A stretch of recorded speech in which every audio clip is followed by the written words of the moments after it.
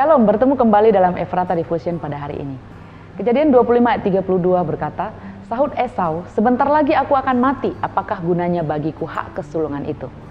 Hak kesulungan pada zaman Israel kuno diberikan kepada anak laki-laki sulung yang terdiri atas hak kepemimpinan ibadah dan tradisi keluarga, bagian ganda dalam harta warisan, dan hak memperoleh janji berkat yang dijanjikan Allah kepada Abraham.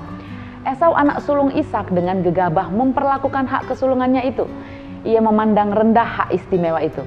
Dan ia menjual hak kesulungannya demi semangkuk sup kacang merah yang tidak sebanding dengan harga dari hak kesulungannya itu. Sebaliknya Yakub begitu menghargai hak kesulungan itu karena ia tahu ada berkat luar biasa di balik hak kesulungan itu. Yakub mengejar begitu rupa berkat dari ayahnya Ishak. Tapi Esau benar-benar kehilangan hak itu karena ia meremehkannya. Tindakan Esau ini bukannya juga sering kita lakukan sebagai orang percaya? Firman Tuhan berkata semua orang percaya kepada Yesus diberi kuasa untuk menjadi anak Allah. Dan karena kamu adalah anak, maka Allah telah menyuruh roh anaknya ke dalam hati kita yang berseru, ya Abba, ya Bapa.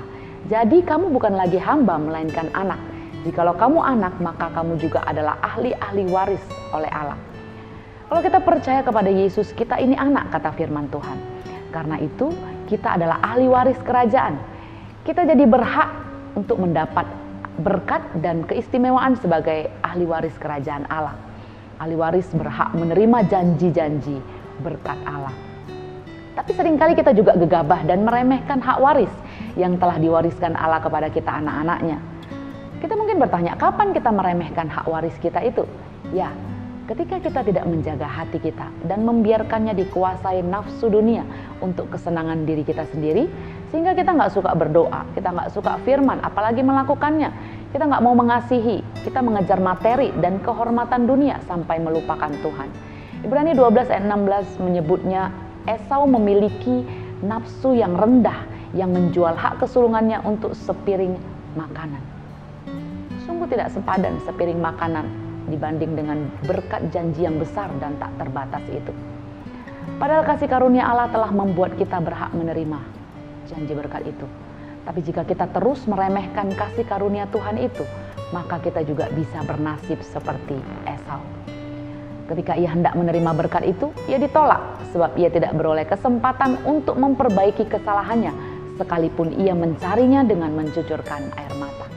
Karena itu mari kita menghormati dan menghargai hak waris kita sebagai kasih karunia Tuhan dengan gentar dan hormat. Jangan meremehkannya. Mari kita berdoa. Tuhan, terima kasih untuk janji berkat Tuhan, untuk hak waris yang Tuhan berikan kepada kami. Kristus, kami diberikan kuasa untuk menjadi anak-anak Allah dan kami punya hak waris. Tolong kami Tuhan, kasih karunia yang besar ini kami pergunakan dengan sungguh-sungguh dan kami hidup di dalamnya supaya setiap janji berkat Tuhan kami alami baik di bumi maupun nanti di dalam kerajaan-Mu. Tolong kami menjalani kehidupan kami hari ini, berikan kami hati yang setia dan taat kepada Tuhan. Di dalam nama Tuhan Yesus Kristus kami berdoa. Amin.